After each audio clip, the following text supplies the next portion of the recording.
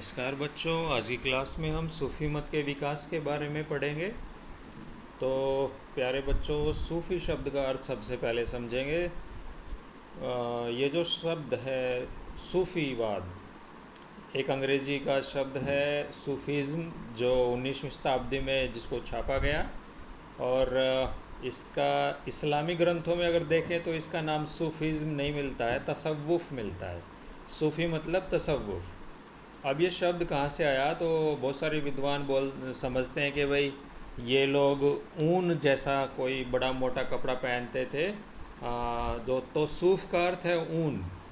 इस कपड़े के कारण, इस खुरदरे ऊनी कपड़े के कारण इसका नाम सूफ़ मतलब सूफ़ी पड़ गया इन लोगों का नाम, क्योंकि ये ऊनी कपड़े पहनते थे।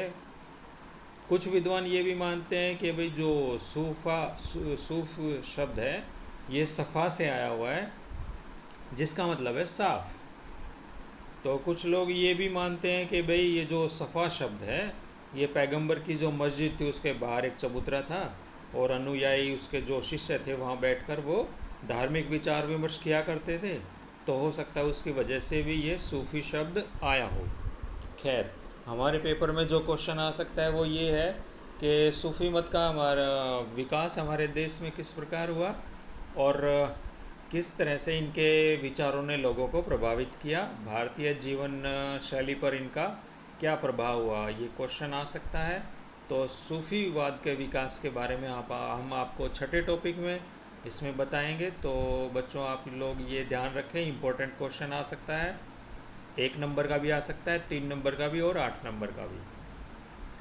तो प्यारे बच्चों, बहुत सारे ऐसे लोग थे जो आध्यात्मिक दृष्टि के थे और जीवन के ऐशो आराम से जो दूर रहना चाहते थे। उन्होंने देखा कि भाई बहुत सारे लोग, जिनमें खलीफा भी शामिल है, बड़े ही ऐशो आराम का जीवन जी रहे हैं और इस तरह से ईश्वर की भक्ति नहीं होती है। इन्हीं लोगों को सूफ़ी कहा गया, क्योंकि ये गरीबी का जीवन पसंद करते थे, भक्ति का जीवन पसंद करते थे और ईश्वर के आदेशों पे पालन करना, आदेशों को मानना ये लोग चाहते थे। इनका मानना ये था कि भाई पैगंबर मोहम्मद है वो इंसान कामिल है, मतलब इंसानों में बहुत बेहतरीन इंसान है। और इनका ये मानना था कि जो कुरान की व्याख्या धार्मिक गुरु लोग करते हैं, धार्मिक व्यक्ति करते हैं, जिनको उल्मा बोलते हैं, वो व्याख्या सही नहीं है, और अपने जीवन के जो निजी अनुभव है उससे हम कुरान की व्याख्या सही कर सकते हैं। अब ये जो लोग हैं सूफ़ी लोग, ये खानका में रहते थे। खानका का क्वेश्चन अलग से आ सकता है। खानका जो है वो स्थान था जहाँ सूफ़ी लोग रहा करते थे। 6.1 में पहली लाइन कई बार क्वेश्चन के रूप में आ जाती है। 11वीं शताब्दी तक आते आते सूफ़ीवाद एक पूर्ण विकसित आंदोलन बन गया, बताइए कैसे। तो प्यारे बच्चों, 11वीं शताब्दी तक आते आते सूफ़ीवाद बहुत ज़्यादा फैल गया, और जो सूफ़ी संत थे ये खानका में रहते थे। खानका में 4 दीवारी के अंदर कुछ कमरे बने हुए होते थे। ऊपर एक छोटा कमरा था जिसमें इनका गुरु रहा करता था। गुरु को शेख अरबी में बोलते हैं। पीर आप लोगों को पता है, पीर बाबा या सैयद बाबा के नाम से आप लोग इन्हें जानते हैं। ये सूफ़ी संत हुआ करते थे। मुर्शीद के नाम से भी इन्हें जानते हैं, जो एक फ़ारसी शब्द है, और इनके जो शिष्य थे उन्हें मुरीद कहा जाता है, मतलब अनुयायी। तो ये लोग वहाँ खानका में रहा करते थे, जैसे दिल्ली की निज़ामुद्दीन औलिया की खानका, या फिर अजमेर में ख्वाजा मोइनुद्दीन चिश्ती की दरगाह या खानका। तो 12वीं शताब्दी के आसपास इस्लामी दुनिया में सूफ़ी सिलसिलों का बेटा गठन हो गया। अब ये जो सिलसिला है इसका मतलब होता है जंजीर। कौन सी जंजीर? ये गुरु और शिष्य को जोड़ने वाली जंजीर है।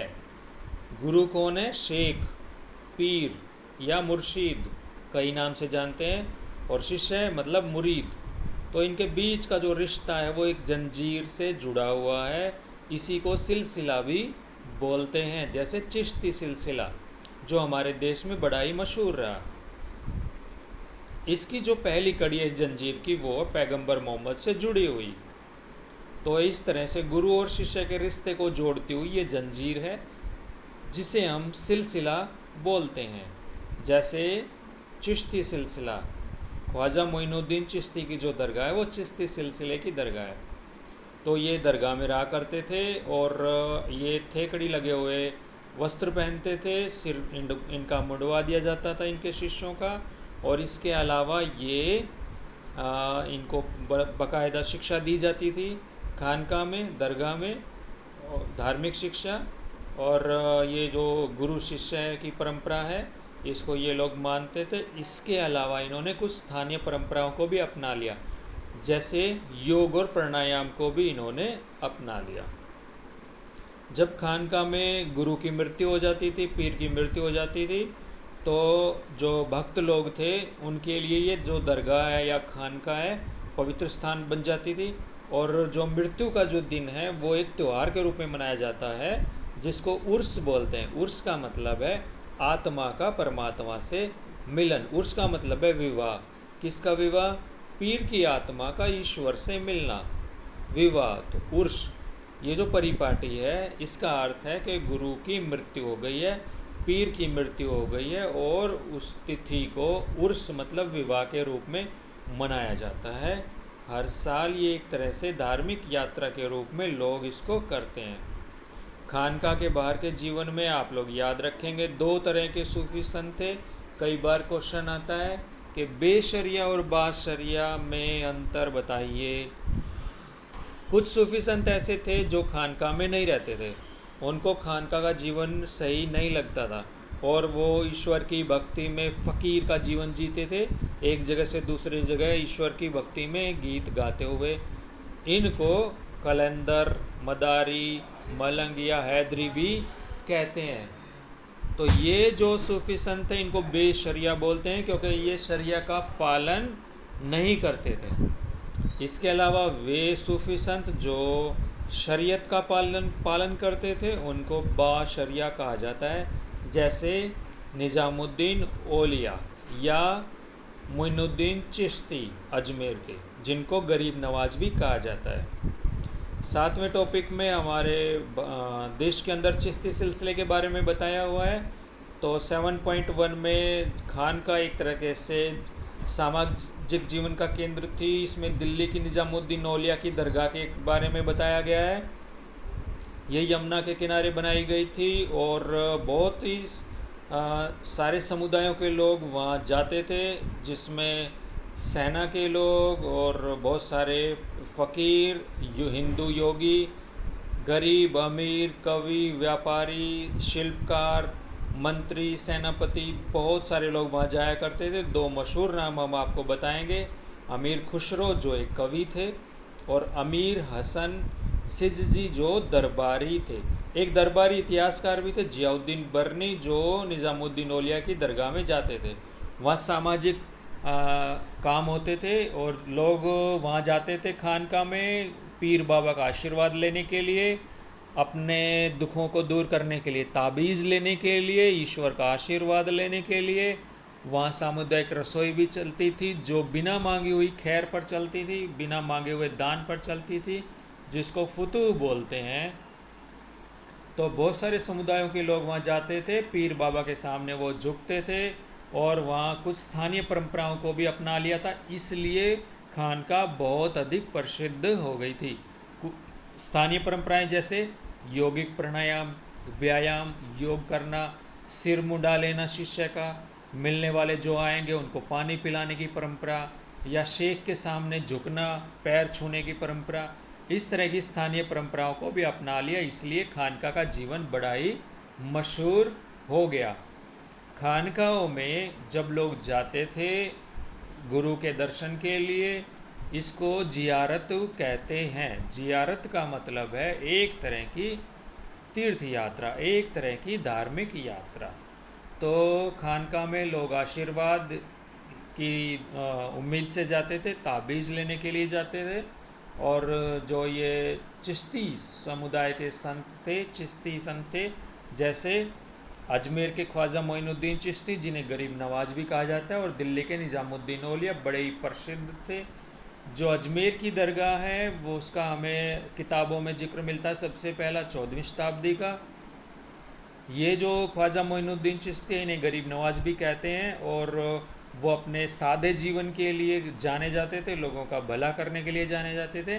किसी तरह का कोई भी धार्मिक जातीय भेदभाव वहाँ नहीं होता था। वहाँ पूरे दिन लंगर चलता था।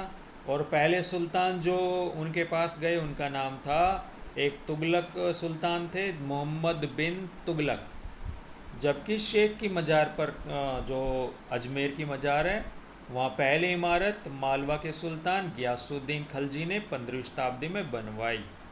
आप लोग ये याद रखेंगे। अकबर वहाँ बहुत बार गए, कई बार तो साल में 2-3 बार भी गए। अकबर मुग़ल बादशाह जो बहुत बार अजमेर गए। कई बार वो युद्ध में विजय की कामना के लिए, आशीर्वाद लेने के लिए गए, कई बार पुत्रों के जन्म के लिए गए। इस चित्र में आप देखेंगे कि निज़ामुद्दीन औलिया के साथ अमीर खुसरो बैठे हुए हैं। ये 17वीं शताब्दी का एक चित्र है। इस चित्र में देखेंगे तो जहांगीर गए हुए हैं और अजमेर की तीर्थ यात्रा पर, जिसका चित्र बनाया हुआ है, और चित्रकार हैं मनोहर। तो प्यारे बच्चों, ये आप लोग याद रखेंगे। खानका बड़ी प्रसिद्ध थी, बहुत सारे लोग वहाँ जाते थे, और अकबर भी वहाँ बहुत बार गए हैं और वहाँ दान भी उन्होंने दिया है। एक बार उन्होंने एक विशाल देगचा वहाँ पर भेंट में दिया है, और अजमेर की दरगाह में उन्होंने एक मस्जिद भी बनवाई। खानका में जियारत होती थी, मतलब एक तरह की धार्मिक यात्रा। कव्वाली गाते हुए लोग वहाँ मनाते थे संगीत के साथ, और इसको समा बांधना मतलब श्रवण करना, मतलब सुनना। ईश्वर की भक्ति में उनका नाम जाप करना। इस तरह से संगीत के साथ ईश्वर की भक्ति की जाती थी। 7.3 में भाषा और संपर्क। बेटा, ये जो सूफी संत हैं उनके मशहूर होने का एक बड़ा कारण ये था कि उन्होंने भारतीय भाषाओं को अपना लिया। वो लोग जो चिश्ती सिलसिले के थे, जैसे दिल्ली के निज़ामुद्दीन औलिया या अजमेर के मोइनुद्दीन चिश्ती, हिंदवी में बात करते थे। हिंदवी मतलब हिंदी का ही एक रूप। जो बाबा फरीद थे, उनके जो भजन हैं, उनके जो दोहे हैं, वो गुरु ग्रंथ साहिब में लिखे गए हैं, और वो पंजाबी में अपने भजन गाते थे, क्योंकि वो पंजाब में सूफी संत हुए हैं। इसके अलावा बहुत सारी लंबी कविताएं भी लिखी गई, जिन्हें मसनवी कहा गया है। और कुछ सूफी संतों ने मानव प्रेम के रूप में दिखाया हुआ है भक्त और ईश्वर के प्रेम को। जैसे मलिक मोहम्मद जायसी ने पद्मावत जो कहानी है, वो पद्मनी और चित्तौड़ के राजा रतन सेन की प्रेम कथा है, लेकिन पद्मनी को आत्मा और चित्तौड़ के राजा रतन सेन को परमात्मा के रूप में दर्शाया है। इस तरह से हम देखते हैं कि कुछ कवियों ने मानवीय प्रेम के रूपक में भी ईश्वर की भक्ति को दर्शाया है। तो स्थानीय परंपराओं को अपनाया, स्थानीय भाषाओं को अपनाया। इससे हम देखते हैं कि वो बड़े बड़े ही मशहूर हुए। योगा प्राणायाम की स्थानीय परंपराओं को उन्होंने अपना लिया। तो अगला जो हमारा क्वेश्चन है, सूफी और राज्य के क्या संबंध थे। जो सूफी समुदाय था, इसका क्वेश्चन कई बार 8 नंबर का आता है कि भक्ति आंदोलन के संतों के राज्य के साथ कैसे संबंध थे। तो बेटा, ये 2 पार्ट में आपको आंसर लिखना है।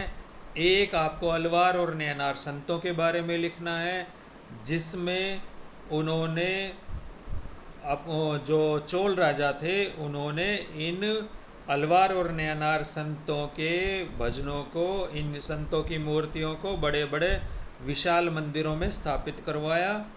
और उस जगह जहाँ अलवार और नैनार संतों ने घूम घूम कर कविताएं गाई, अपने भजन गाए और इष्ट देव का स्थान घोषित कर दिया, वहाँ विशाल मंदिरों का निर्माण चोल, चालुक्य, पांड्य आदि राजाओं ने करवाया। जैसे चिदम्बरम में करवाया, गंगईकोंड चोलपुरम जो चोल राजाओं की राजधानी थी वहाँ करवाया, तंजावुर का बृहदेश्वर का विशाल मंदिर जो शिव जी को समर्पित है, वो चोल राजाओं ने बनवाया। इसके अलावा इसके दूसरे पार्ट में सूफी संतों और राज्य के जो संबंध थे उन्हें हम बताएंगे। ये भी आपको इसमें लिखना पड़ेगा। तो जो सूफी संत थे वो मांगकर कभी भी दान राजाओं से या सुल्तानों से नहीं लेते थे, लेकिन बिना मांगी हुई खैर को, जिसे फुतू बोलते हैं, वो स्वीकार कर लिया करते थे। जो दान उन्हें प्राप्त होता था उसका वो प्रयोग खानका के खर्चे के रूप में करते थे, अपने खुद के फायदे के लिए उसका प्रयोग नहीं करते थे।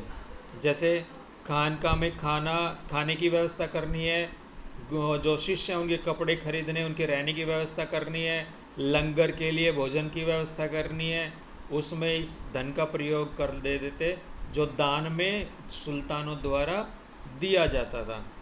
लेकिन इसका अर्थ ये नहीं है कि सूफी संत सुल्तानों के सामने झुकते थे। क्यों नहीं झुकते थे? क्योंकि सूफी संत भी अपनी दरगाह में एक तरह से राजा या सुल्तान के जैसे ही हुआ करते थे, उनका बड़ा धार्मिक महत्व था। और इसलिए कई जगह पर सूफी संतों और सुल्तानों में थोड़ा बहुत मनमुटाव भी देखने को पाया जाता है। जो सुल्तान थे वो सूफी संतों से संपर्क रखना इसलिए चाहते थे क्योंकि उससे उनको एक तो आध्यात्मिक आशीर्वाद मिल जाता था और दूसरा जनता का समर्थन भी मिल जाता था। देखो, जब मुस्लिम साम्राज्य सुल्तानों की स्थापना हुई, तुर्कों ने की दिल्ली सल्तनत की, तो उल्मा चाहते थे, जो धार्मिक गुरु थे वो ये चाहते थे कि शरीयत को लागू कर दिया जाए। पर सुल्तान को ये पता था, जो अलग अलग सुल्तान हुए जैसे अलाउद्दीन खिलजी, मोहम्मद बिन तुगलक जैसे सुल्तान हुए, वो ये जानते थे कि शरीयत को बहुसंख्यक जनता पर लागू नहीं किया जा सकता है क्योंकि वो इस्लाम नहीं मानती है, वो हिंदू धर्म मानती है। इसलिए सुल्तानों ने सूफी संतों का सहारा लिया ताकि जनता का समर्थन मिल सके और उलेमाओं की बातों को उन्होंने मानने से मना कर दिया। तो एक तरह से जो ये सूफी संत हैं वो लोगों की ऐहिक मतलब इस संसार की और आध्यात्मिक मतलब परलोक की दशा को सुधारने में मदद करते थे। बहुत सारे सुल्तानों ने तो अपनी जो दरगाहें, अपनी जो उनकी कब्र है वो सूफी संतों की दरगाहों के पास बनवाई हैं। अकबर ने तो एक सूफी संत की जो कब्र है वो अपनी राजधानी फतेहपुर सीकरी में ही बनवाई थी, जिसका फ़ोटो हमने आपको ऑनलाइन क्लास में दिखाया था। तो इस तरह से हम देखते हैं कि सूफ़ी संत जो थे, ये वो फ़ोटो है बेटा आपके स्क्रीन पर, ये फतेहपुर सीकरी में अकबर ने बनवाई है। ये बाबा फरीद के एक वंशज हैं, शेख सलीम चिश्ती है उनकी दरगाह है और अकबर के राजधानी में ये दरगाह बनाई गई है क्योंकि सुल्तानों का, बादशाहों का ये मानना था इससे उन्हें आध्यात्मिक आशीर्वाद मिलता है।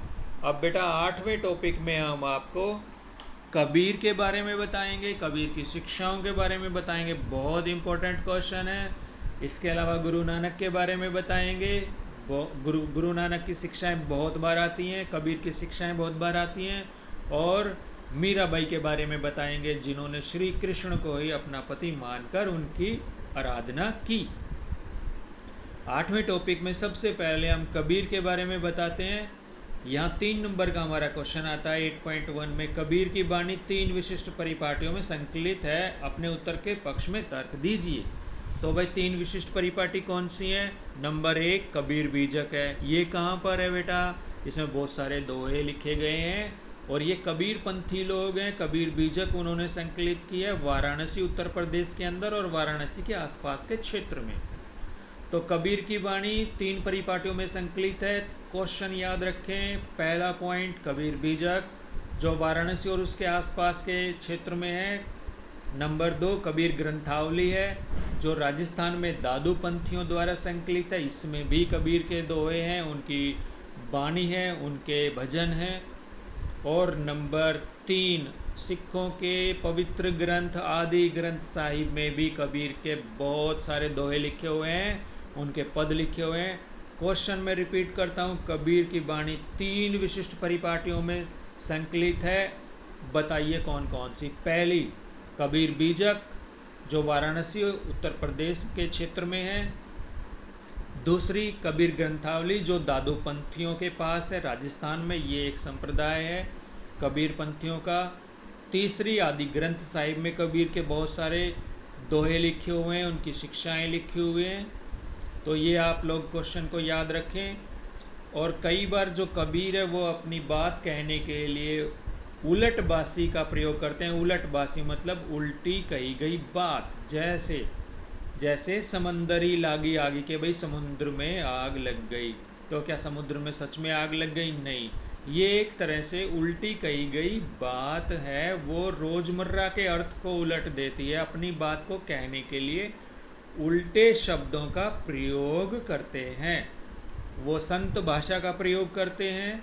और ये एक निर्गुण कवि हुए हैं जिनका मानना था कि दोनों ही धर्मों के लोग, जो हमारे स्रोत में भी बताया हुआ है, स्रोत नंबर 10 के ईश्वर एक है। ये कबीर की शिक्षाओं में ईश्वर एक है। ईश्वर के अनेक नाम हैं। उसका नाम अल्लाह, राम, करीम, केशव, हरि और हजरत भी है। कबीर मानते हैं हिंदू और मुस्लिम दोनों के जो रूढ़िवादी रीति रिवाज हैं उनको त्याग देना चाहिए। वो ईश्वर की एकता में यकीन रखते हैं।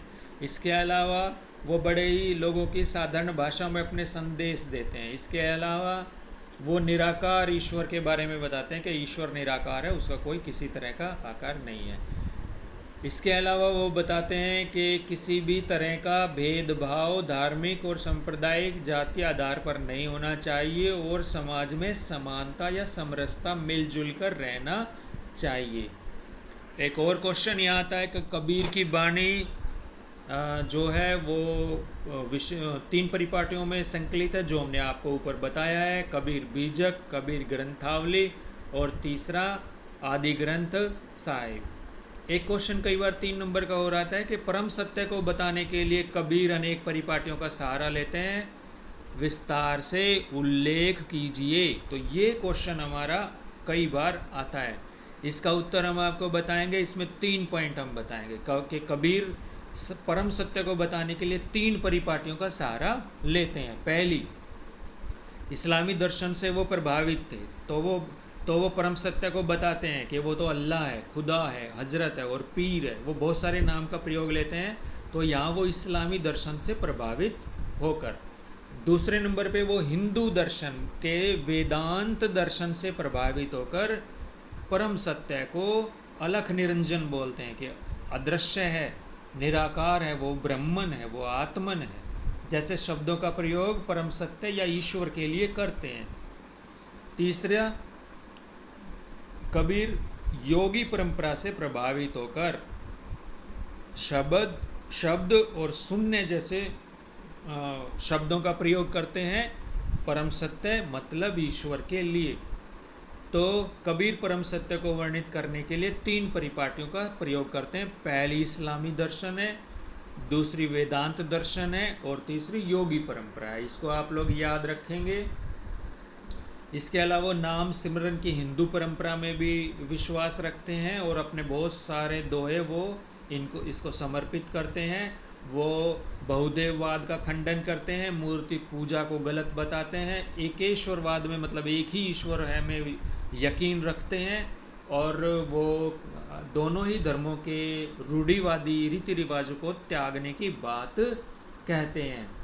तो प्यारे बच्चों, इसके बाद आप लोग याद रखें कि कबीर के जो विचार हैं वो कैसे बने हैं। वो जो उत्तर प्रदेश में अवध का क्षेत्र है वहाँ कबीर हुए हैं और वहाँ के सूफी संतों और योगी साधुओं के साथ उनके जो संबंध रहे, जो संवाद उनका हुआ, जो उनके विचार विमर्श हुए, उससे उनके विचार बने हैं जो हमारे लिए सबके लिए प्रेरणा का स्रोत हैं। कबीर के गुरु के रूप में रामानंद को बताया गया है। कुछ इतिहासकारों का ये मानना है कि अगर गुरु जो रामानंद हैं तो उनकी उम्र बहुत अधिक हो तभी वो गुरु हो सकते हैं, वरना नहीं हो सकते हैं। वैष्णव परंपरा में कबीर को जन्म से हिंदू बताया गया है। उनका पालन पोषण गरीब मुस्लिम परिवार ने किया जो जाति से जुलाहे थे और जो पहले हिंदू थे और उन्होंने कुछ ही समय पहले इस्लाम धर्म को स्वीकार किया था। तो कबीर की शिक्षाएं आप याद रखेंगे। कबीर की शिक्षाओं को याद रखेंगे। बहुत इम्पोर्टेंट क्वेश्चन है। बाबा गुरु नानक के बारे में हम आप लोगों को बता देते हैं। बाबा गुरु नानक का जो जन्म है वो एक हिंदू व्यापारी परिवार में हुआ है और उन्होंने फ़ारसी की शिक्षा ली और उन्होंने एक अकाउंटेंट की ट्रेनिंग ली, मतलब लेखाकार का प्रशिक्षण लिया। बहुत कम उम्र में ही उनकी शादी कर दी गई। और उनका जो जन्म था वो पंजाब के ननकाना साहिब जगह पर हुआ है, गांव में हुआ है। ये गांव रावी नदी के किनारे है, आजकल ये पाकिस्तान में है और एक पवित्र स्थान है। यहाँ धार्मिक यात्रा के लिए बहुत सारे लोग हमारे देश से पाकिस्तान जाते हैं। तो इनकी जो शिक्षाएं हैं बाबा गुरु नानक की, उन्हें आप याद रखेंगे। इन्होंने निर्गुण भक्ति का प्रचार किया है।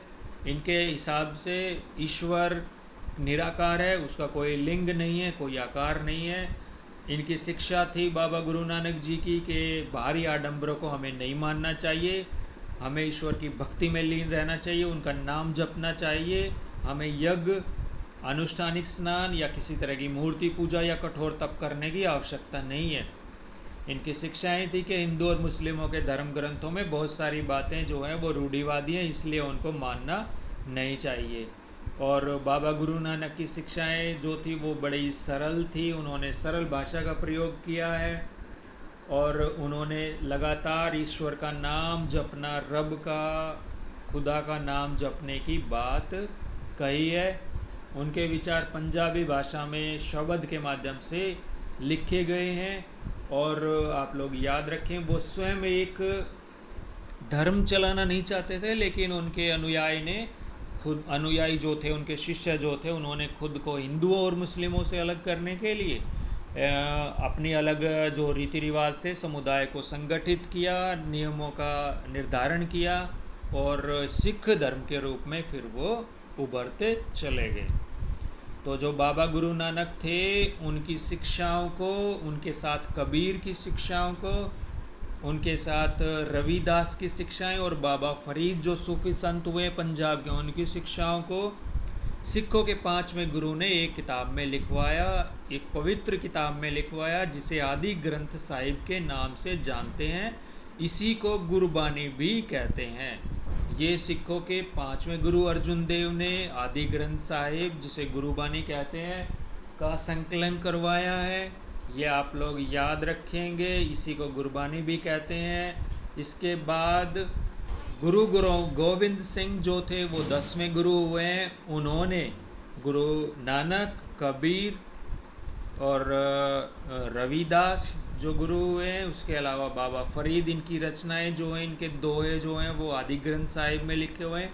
आदि ग्रंथ साहिब में इन्होंने 9वें गुरु तेग बहादुर की रचनाओं को भी शामिल किया, उनके भजनों को, गीतों को शामिल किया और फिर ये बन गया गुरु ग्रंथ साहिब, जो गुरुद्वारों में गुरु ग्रंथ साहिब का बड़ा सम्मान किया जाता है। इसमें गुरु के वचन लिखे हुए हैं, शब्द लिखे हुए हैं, दोहे लिखे हुए हैं, भजन लिखे हुए हैं, जो गुरुद्वारों में गाए जाते हैं। गुरु गोविंद सिंह ने ही खालसा पंथ की नींव रखी और खालसा पंथ का मतलब है पवित्रों की सेना।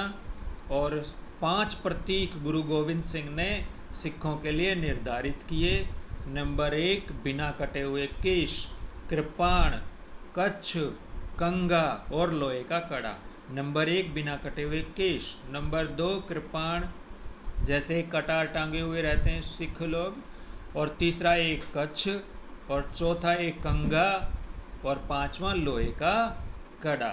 तो इस तरह से हम देखते हैं सिख धर्म में बाबा गुरु नानक जिन्होंने इसकी शुरुआत की, उसके बाद 5वें गुरु अर्जुन देव जिन्होंने आदि ग्रंथ साहिब का संकलन करवाया, 10वें गुरु जिन्होंने खालसा पंथ की नींव रखी वो थे गुरु गोबिंद सिंह, और इन्होंने गुरु ग्रंथ साहिब का भी संकलन करवाया। आदि ग्रंथ साहिब में 9वें गुरु तेग बहादुर के रचनाओं को, भजनों को भी शामिल करके। अब हमारे पाठ का आखिरी टॉपिक बच गया बेटा मीराबाई जी के बारे में। ये जो मीराबाई जी थी वो राजपूत राजकुमारी थी, मारवाड़ के मेड़ता जिले की। इनका विवाह इनकी इच्छा के खिलाफ कर दिया गया, मेवाड़ सिसोदिया कुल में कर दिया गया।